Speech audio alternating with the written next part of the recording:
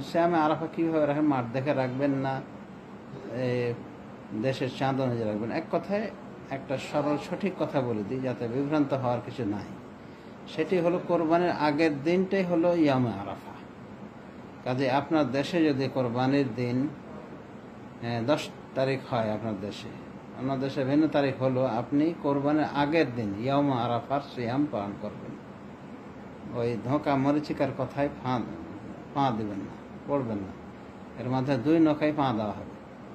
মানে সৌদি আরবে মাঠ ফলো করে আপনি আরাফার সিয়াম পালন করছেন, দিয়ে 8 তারিখে 8 জিলহজ আপনি আরাফার রোজা রেখে নেবেন। এরপরে সৌদি আরবেই কিন্তু আরাফার পরের দিন কোরবানির দিন। ইয়াম আরাফা বলা হয় আরাফা দিবসকে, আর কোরবানি দিবসকে বলা হয় ইয়ামুন নাহার। তো সৌদি আরবে কিন্তু আরাফা আর কোরবানি দিবসে ফারাক নাই। কিন্তু আপনি যখন বাংলাদেশে লাফ মেরে চলে আসলেন, সৌদি আরবের শ্যাম মাঠ ফলো করে আরাফা শ্যাম পালন করলেন, যদিও মাত্র 2-1 ঘন্টা হয়তো পেয়েছেন দেশ থেকে। কারণ মেন আরাফা তো শুরু হয়, আরাফার ফজিলত তো শুরু হচ্ছে জোহরের পর থেকে, সূর্য ঢালার পর থেকে। সেই হিসাবে 3 ঘন্টা ধরেন, 3 ঘন্টা তো মিস হয়ে গেছে, কারণ অ্যাডভান্স আপনি। তো এই যে কয়েক ঘন্টা আপনি পাচ্ছেন, তো এটাকেই ফলো করে যদি আপনি মনে করেন যে আপনাকে এই দিনের শ্যাম পালন করতে হবে, হ্যাঁ, তাহলে আপনার উচিত ছিল এর পরের দিন, যেহেতু এই আরব দেশে পরের দিন ইয়ামুন নাহার তারা পালন করেন কোরবানির দিন, কিন্তু সেটা তো করবেন না। একবার ফাল পড়ে এদিকে, আবার ফাল পড়ে ওদিকে, দিয়ে কি হলো, তাশরিকের দিনগুলির মানে আপনার কাছে মানে কোনো ঠিক ঠিকানা নেই। কখন তাশরিকের দিনগুলির আপনার জিকির শুরু হবে, আমল শুরু হবে বলতে পারছেন না। অথচ আরবি হিসাবে তাশরিকও শুরু হয়ে যায়। তো যাই হোক, অনেক সমস্যা রয়েছে। আর লক্ষ লক্ষ কোটি কোটি মানুষ মুসলমান বঞ্চিত হয়ে যাবে যদি আপনি বলেন যে আরাফার মাঠ ফলো করে সিয়াম পালন করতে হবে। এটা তো কোনো কথাই, কোনো হাদিসই বলা হয় যে মাঠ ফলো করা। কোথায় বলেছে মাঠ ফলো করা? ইয়াম আরাফা ফলো, আরাফা দিবস ফলো করার কথা বলা হয়েছে।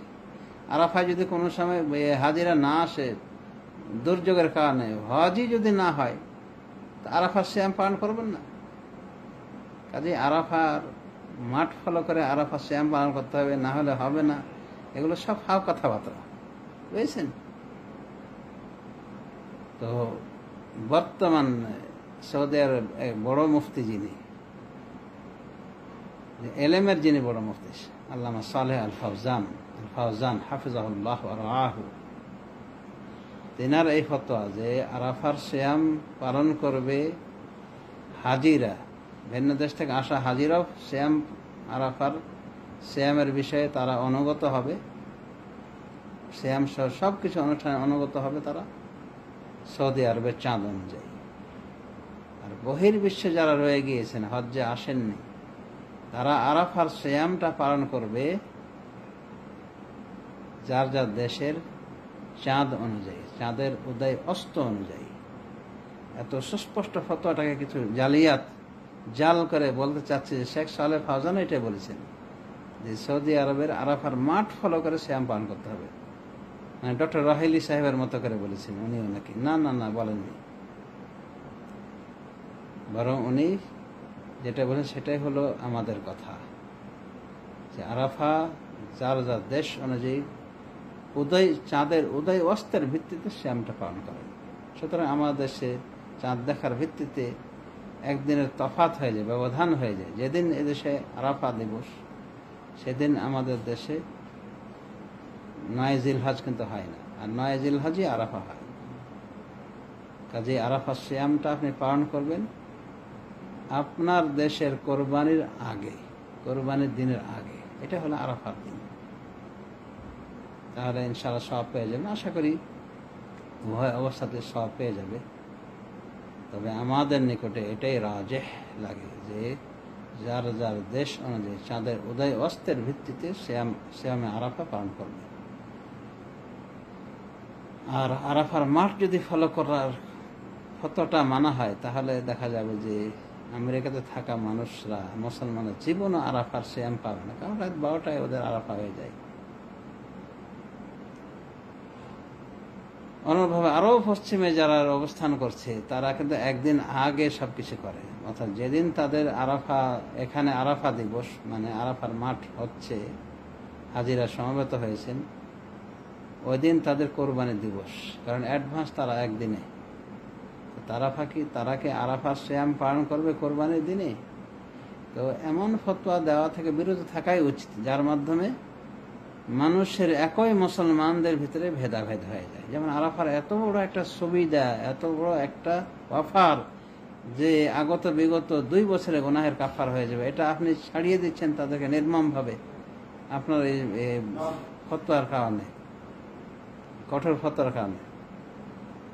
তো এটা চিন্তা করা উচিত, একটু দয়াশীল হওয়া উচিত আলেমদের।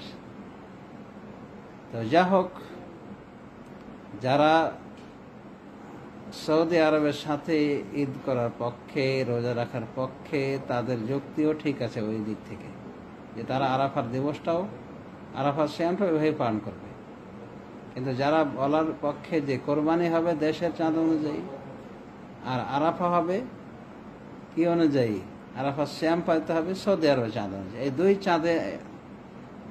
চাঁদের উপর ভিত্তি করে যারা এই সমস্ত ইবাদতবন্দি করছে, তারা বলা যায় 2 নৌকায় পা দিয়ে বিপদে পড়েছে এবং বিপদগ্রস্ত করছে অন্যদেরকে। তো যা হোক, আরাফার সিয়াম বিষয়ে আরো অনেক আলোচনা করেছি।